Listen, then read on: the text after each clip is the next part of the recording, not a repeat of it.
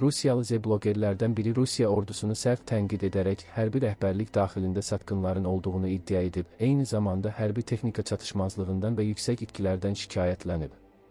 Sosial şəbəkələrdə paylaşdığı video müraciətdə bloger Yevgeniy Golman bildirib ki, ordu satılıb.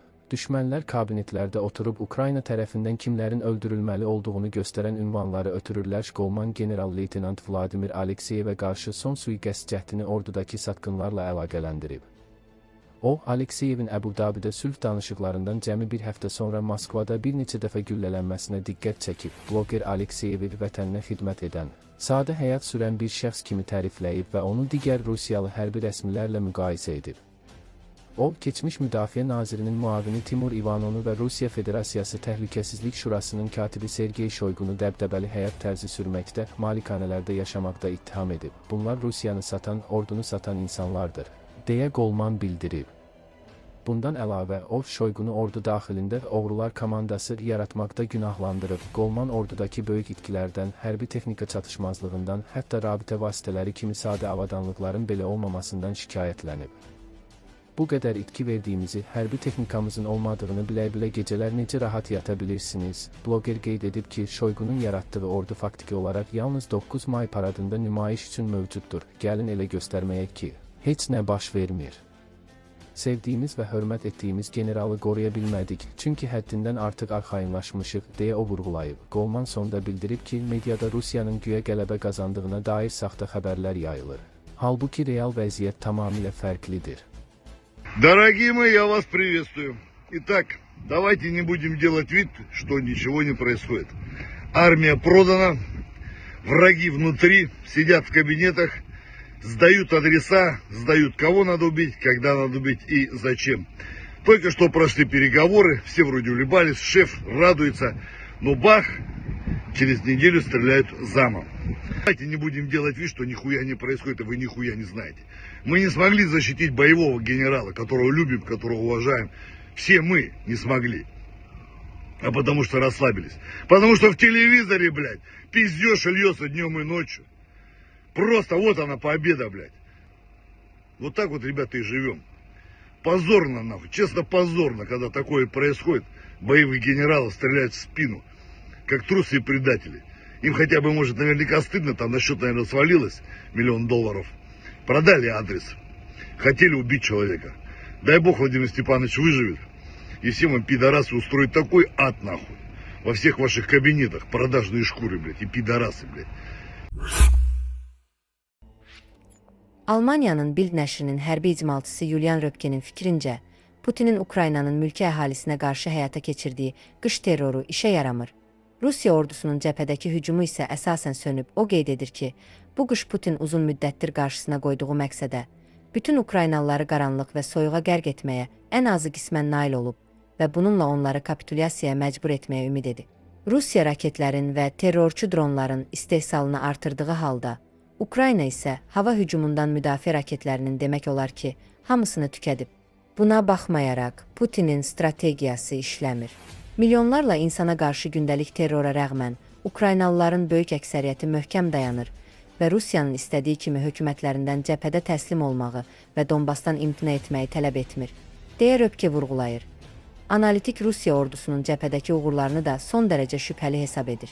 Onun sözlərinə görə, Rusiya hər gün Ukrayna dronları, soyuq və aclıq səbəbindən yüzlərlə əskər itirir. Son 2 həftə ərzində isə Rusiya ordusu Zaporojye vilayətində cəmi 3 kiçik kəndi ələ keçirə bilib. Donbasda cəbhə nisbətən sabit qalır. Xarkov vilayətində isə Rusiya baş qərargahı artıq sadəcə şəhər və kəndlərin ələ keçirilməsi barədə xəyallar qurmağa başlayıb. Ümumilikdə, müharibənin 4-cü ilinin sonuna doğru Rusiya hücumu demək olar ki, tamamilə zəifləyib mülki əhaliyə qarşı kütləvi terrora və şaxtalı hava şəraitinə baxmayaraq, Ukraynanın effektiv müdafiəsi sayəsində. Rusiya nə qədər amansız davransa da, Putin Ukraynanın müqavimət iradəsini və cəbhə xəttini qıra bilmir, deyə Röpke yekunlaşdırır. Bu fonda Ukrayna ərazisində hamının gözü qarşısında misli görünməmiş miqyasda hərbi cinayət baş verir. Rusiya ölkənin kommunal infrastrukturunu sistemli şəkildə bombalayaraq milyonlarla mülki sakini öz evlərində dondurmağa və humanitar fəlakət yaratmağa çalışır. Əlbəttə, Rusiyanın Ukraynanın mülki infrastrukturuna zərbələri yeni deyil. Əksinə, bu cür hücumlar təxminən 4 il əvvəl başlayan tam miqyaslı işğaldan bəri müharibənin adi xüsusiyyətinə çevrilib. Lakin hazırki bombardman kampaniyası müharibə dövründə ən geniş miqyaslısıdır. Son aylarda Kremlin hücumları kəskin şəkildə artıb və məqsəd qışın ən soyuq dövründə Ukraynalıları istilik, elektrik, qaz və sudan məhrum edərək əhaliyə maksimum zərər vurmaqdır. Nəticələr xüsusilə dağıdıcı olub. Çünki Ukrayna şəhərlərinin əksər yaşayış massivləri hələ də müdafiəsi demək olar ki, mümkün olmayan iri istilik stansiyalarına əsaslanan Sovet dövründən qalma mərkəzləşdirilmiş istilik sistemlərindən asılıdır. Kreml bu zəiflikdən amansızcasına istifadə edərək eyni obyektləri dəfələrlə bombalayır və bərpa işlərini pozur. Ukraynalı mühəndislər möcüzələr yaratmağa davam etsələr də, hər növbəti hücum onların işini daha da çətinləşdirir.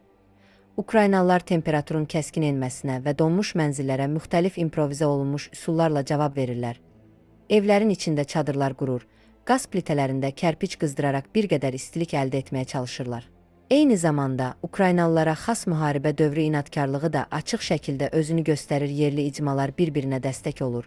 Sosial şəbəkələrdə yumorla dolu videolar paylaşır, hətta qarlı küçələrdə tədbirlər keçirirlər. Bununla yanaşı, getdikcə dərinləşən humanitar böhran fonunda medianın Ukrayna dözümlülüyünü ön plana çıxarmasından narazılıq edənlər də var. Bu böhran ölkənin böyük hissəsini ciddi yardıma möhtac vəziyyətə salıb. Ukraynalı şərhçi Irina Voychuk yazır: "Dözümlülük toxunulmazlıq demək deyil. Ukrayna hər şeyə sonsuzadək dözə bilməz. Bunu yalnız güc hekayəsi kimi təqdim etmək, baş verənlərin təcili xarakterini kölgədə qoya bilər."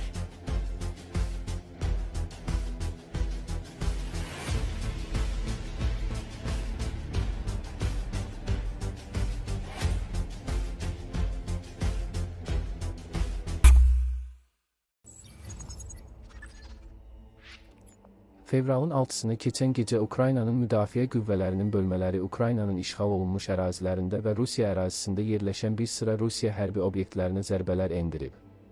Ukrayna Silahlı Qüvvələri Baş Qərargahının mətbuat mərkəzinin məlumatına görə Donetsk vilayətinin şərqində yerləşən Novomayorski yaşayış məntəqəsində Rusiya ordusuna məxsus Uragan yayılım atəşli reaktiv sistem vurulub. Eyni vilayətdə Çasov Yar şəhəri ərazisində isə Rusiya canlı qüvvəsinin cəmləşmə nöqtəsi məhv edilib. Cənub-Şərqi Zaporojye vilayətində aparılan əməliyyat zamanı Ukrayna qoşunları Rivnopilye yaşayış məntəqəsi ərazisində Rusiya canlı qüvvəsinin cəmləşmə yerinə, Qulyaypol istiqamətində Rusiya puaqlarının komanda məntəqəsinə və Rivne ərazisində yerləşən logistika anbarına zərbə endirib. Bundan əlavə, Kamış-Zorya kəndi yaxınlığında birinci şəxs görüntülü dronların istehsal mərkəzi və Rus pilotlarının təlim poligonu vurulub. Baş qərargah vurğulayıb ki, Rusiya ordusunun itkiləri və vurulan zərərin miqyası hazırda dəqiqləşdirilir. Bəyanatda qeyd olunur, Ukraynanın müdafiə qüvvələri düşmənin hücum imkanlarını və döyüş potensialını azaltmaq məqsədlə hədəfli əməliyyatları davam etdirəcək. Eyni zamanda Rusiya ərazisinə də hücum həyata keçirilib. Ukrayna Təhlükəsizlik Xidmətinin Alfa xüsusi əməliyyatlar mərkəzinə məxsus dron Rusiyanın Tver vilayətinin Revkino kəndində yerləşən elmi istehsalat zavodunu vurub. Məlumata görə, bu müəssisə X-55 və X-101 raketləri üçün yanacaq komponentlərinin istehsalı ilə məşğul olur.